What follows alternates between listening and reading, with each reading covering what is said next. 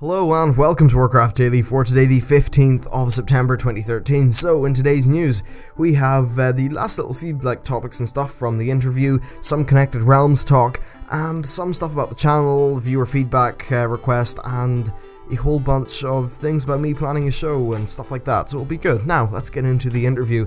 So this was again with Kelric, with Ian, I think it's Ian Hazzikostan, who's one of the developers, lead encounter designer.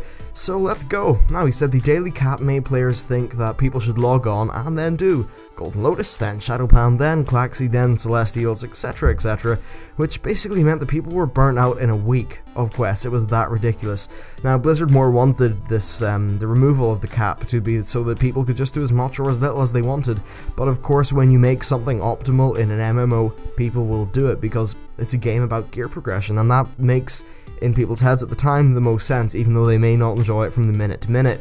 Now, he prefers the idea of making it being more, say that you choose one faction at the start of the day, do their dailies, and that's it, instead of all of them, because that's a little bit less arbitrary than just, you can do 25 a day, that's it. So I think that would be better. Now, perhaps this, the latter system he mentioned, in a smaller scale than, say, having 10 or 15 quests, so maybe if it's just like 5 quests on the Isle or something like that, sort of like that, mixed in with a Timeless Isle style of just, Timeless Isle but ramped up to 11 with more things, more dynamic things. Perhaps a mixture of those two would be good, because the dailies could get you out into the world. The dailies could have pretty big ranges in terms of where you get the items or whatever, and they get you out into the world doing stuff where you can engage with the dynamic content that the game throws at you. I think that would be a pretty good idea. Now let's go on to the next point. On the topic of, yes, they were talking about good ideas that were scrapped. He said there really weren't any, and if an idea is scrapped, then it clearly wasn't a good idea. But what happens is that things get pushed back. He said that it's more about implementing good ideas in a way that works. That's the problem. So for an example, they probably want to be doing, they said they want to be doing more expansive use of their item scaling tech. They use this a lot in, say, the PTR for testing purposes, but in actual, in the game, it could be great for making older content more relevant, or, say, scaling up old world dungeons, that kind of thing. But at the minute, they don't have appropriate gameplay systems and, reward structures and that kind of thing to support it in a way that actually means it'll be engaging to players. So, yeah, it just needs more work around it. However, the idea of going and doing old world dungeons in gear, stuff like that, would be brilliant to me. Now, let's move on to the next point. When talking about why there's no, let's say, Blackrock depth style layouts, he said that it just didn't really fit into the amount of time that they expect for players to spend in a dungeon. A dungeon's really supposed to be 15 minutes to half an hour, and then a snare is under 15 minutes. Honestly, dungeons sometimes end up being about 20 under 15, sort of, depending on the group. But anyway, I digress. So they say they can still do a large multi-wing dungeon, but they would just have each wing being its own thing on Dungeon Finder, and being of the appropriate size for it to be a 10-15 minute thing, or sorry, 15-20. Now an example would be, say, the Dragon Soul 5-mans. If you actually do all of them in order, they are one big dungeon. It's just that they're split up. I think that's the best way to do it, actually. So yeah, another example of that would be, say, the Icecrown Citadel dungeons. They were pretty much one storyline, but just split up and done in order. Also, he said that they would like to move to an ICC style raid layout. Now, ICC had one initial wing you had to clear, and then you could choose a few things once you got up past that. Now, as for Siege of Orgrimmar, there's a little bit of a difference because, narrative-wise, it is a siege. You can't just jump about the place. But at the end, there is one time where you get to choose between 2 different bosses, I believe. But really, for Siege, linear design made the most sense. However, it seems like they're going to be moving a little bit more open in the future, which is great in my opinion. Now, Connected Realms.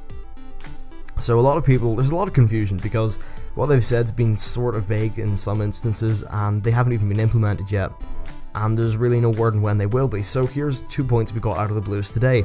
Now, in regards to those who want near empty realms, Blizzard said that it's an MMO, and that basically directly supporting dead servers is the opposite of the definition of the game, so it's not really something that they sort of care about, and that's absolutely correct. I mean, I know if you're on a really low pop server, there are some advantages to you personally, but for the good of the player base, no, there is not, and it just can't be, it's not sustainable. Now, next up, about faction balance. They said that it's a big problem because really most PvE servers lean Alliance, most PvP lean Horde, so if you're merging PvP servers together, then how are you going to get a proper faction balance?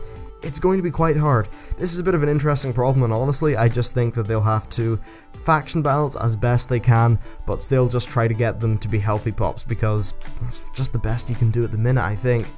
Perhaps if they could, like, do free character race changes, or yeah, faction changes even, something like that, it could be cool. But anyway, let's move on. So, viewer feedback stuff. I want to know what you guys think about the Siege of Orgrimmar. Have a bit of a chat in the comments, maybe on the next show or show after that. I can go through, have a bit of a chat about them, so that'll be good. Now, another thing I am looking to do is a planned kind of question-answer thingy. Maybe we could throw this at the end of some of the shows, maybe give us a bit to talk about.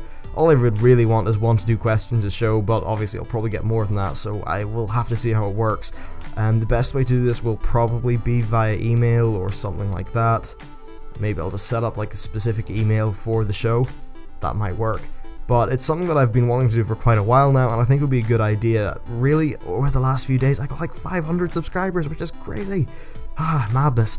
But it just means that there's a bigger audience now. We'll be able to do things like daily Q&As, more audience interaction, and that kind of thing, which should be pretty damn good. But anyway, I have to get up in a few hours time to go to Belfast to sort a whole bunch of things out with the house, so I need to go and sleep.